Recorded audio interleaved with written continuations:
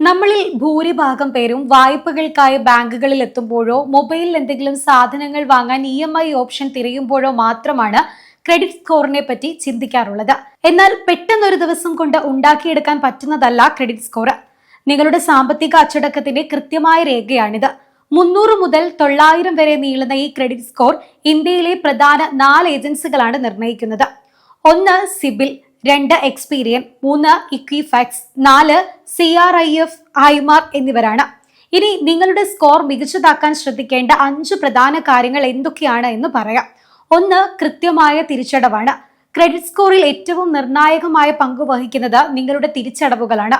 വായ്പാ ഗഡുക്കളോ credit card ബില്ലുകളോ അടയ്ക്കുന്നതിൽ വരുന്ന ഒരൊറ്റ വീഴ്ച പോലും നിങ്ങളുടെ സ്കോറിനെ വല്ലാതെ താഴേക്ക് കൊണ്ടുപോയേക്കും. 2 ക്രെഡിറ്റ് ലിമിറ്റിന്റെ ഉപയോഗമാണ്. നിങ്ങളുടെ അനുവദിച്ചിട്ടുള്ള ക്രെഡിറ്റ് പരിധിയുടെ എത്ര ശതമാനം ഉപയോഗിക്കുന്നു എന്നത് പ്രധാനമാണ്. ഇത് എപ്പോഴും 30% താഴെ നിർത്താൻ പ്രത്യേകം ശ്രദ്ധിക്കണം. 10% താഴെയാണെങ്കിൽ ഏറ്റവും മികച്ചതാണ്. 3 ക്രെഡിറ്റ് ചരിത്രത്തിന്റെ ദൈർഘ്യമാണ്. നിങ്ങളുടെ ക്രെഡിറ്റ് ഇടപാടുകൾക്ക് എത്രത്തോളം പഴക്കമുണ്ടോ അത്രത്തോളം നിങ്ങൾ വിശ്വസ്തനാണ് എന്ന് ബാങ്കുകൾ വിലയിരുത്തും. ഒപ്പം ഭവന വായ്പ പോലുള്ള സുരക്ഷിത വായ്പകളും ക്രെഡിറ്റ് കാർഡ് പോലുള്ള സുരക്ഷിതമല്ലാത്ത വായ്പകളും ആരോഗ്യകരമായ രീതിയിൽ കൊണ്ടുപോകാൻ പ്രത്യേകം ശ്രദ്ധിക്കണം. 4 ഇടയ്ക്കിടെയുള്ള അന്വേഷണങ്ങളാണ്. പുതിയ വായ്പകൾക്കായി ഇടയ്ക്കിടെ അന്വേഷണം നടത്തുന്നത് നിങ്ങൾ കടുത്ത സാമ്പത്തിക പ്രതിസന്ധിയിലാണ് എന്ന തെറ്റായ സൂചന ബാങ്കുകൾക്ക് നൽകും. പുതിയ വായ്പകൾക്ക് അപേക്ഷിക്കുന്നതിനിടയിൽ കുറഞ്ഞത് 6 മാസമെങ്കിലും ഇടവേള നൽകുന്നത് നന്നായിരിക്കും.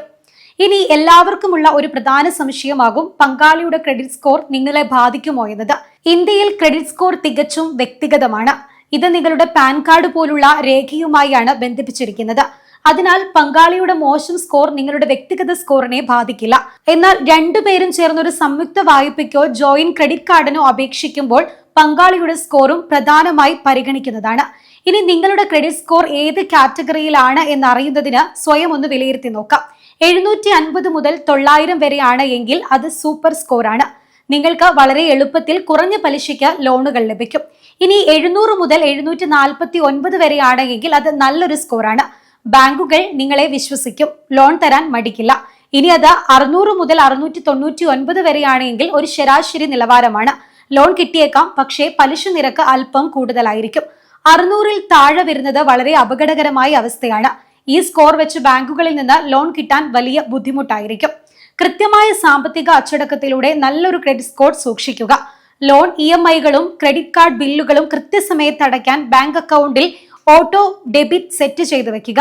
ഇത് അബദ്ധത്തിൽ പോലും തിരിച്ചടവ് മുടങ്ങുന്നത് ഒഴിവാക്കും. ഇത്തരം ഇൻഫോർമേറ്റീവ് വീഡിയോയുമായി വീണ്ടും വരാം. അതുവരേക്കും നന്ദി.